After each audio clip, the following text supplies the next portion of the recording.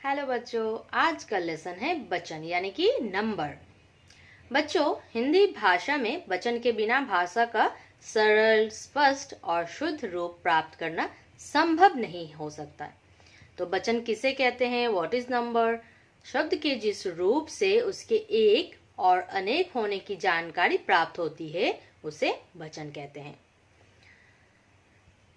तो जैसे कि बहुत चिड़िया है और एक तालाब में बहुत मेंढक है, तो पेड़ और तालाब शब्द के संज्ञा के एक होने का पता चल रहा है। वही दूसरी ओर चिड़िया और मेंढक शब्द के संख्या का एक से अधिक होने का बोध हो रहा है। तो एक वचन और बहुवचन देते हैं संख्या का ज्ञान। भाषा में प्रयोग हो कैसे, रखना होता ध्यान। सार्थक और शुद्ध रूप भाषा का होता, जब हो जाता वचन का ज्ञान। अब वचन के कितने रूप होते हैं? दो रूप होते हैं, एक वचन और बहुवचन। तो एक वचन किसे कहते हैं? What is singular number?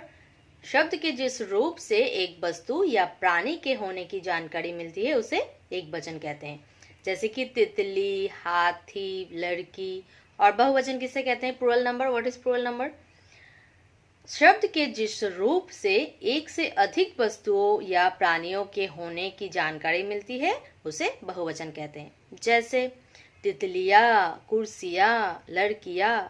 तो अब एक वचन से बहुवचन कुछ करके देखते हैं। नदी, नदिया। रोटी, रोटिया। गाय, गाये। मिठाई, मिठाइया। रानी, रानिया। कुत्ता, कुत्ते।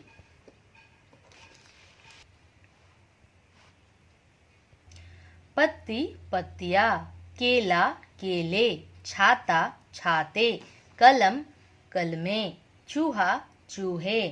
किताब, किताबें। आँख, आँखें। तितली, तितलियाँ। फूल, फूलों। साड़ी, साड़ियाँ। थाली, थालियाँ। बालक, बालिकाएं। बच्चों, हिंदी भाषा में वाक्य को बनाते समय वचन का ध्यान रखना बहुत जरूरी है, वरना वाक्य अशुद्ध समझा जाता है। अब हमने क्या क्या सीखा? शब्द के जिस रूप से संख्या का पता चलता है उसे वचन कहते हैं। अब वचन के कितने रूप होते हैं? दो रूप, एक वचन और बहुवचन। शब्द के जिस रूप से एक वस्तु या प्राणी के होने की जानकारी मिलती है उसे एक वचन कहते हैं, और शब्द के जिस रूप से एक से अधिक वस्तुओं या प्राणियों के होने की जानकारी मिलती है उसे बहुवचन कहते हैं। तो क्वेश्चन आंसर जब आएगा ऐसे ही आएगा। वचन किसे कहते हैं, वचन के कितने रूप होते हैं, बहुवचन किसे कहते हैं, तब आ जाएगा ना। चलो, दूसरी बार आऊंगी दूसरा चैप्टर लेकर। बाय।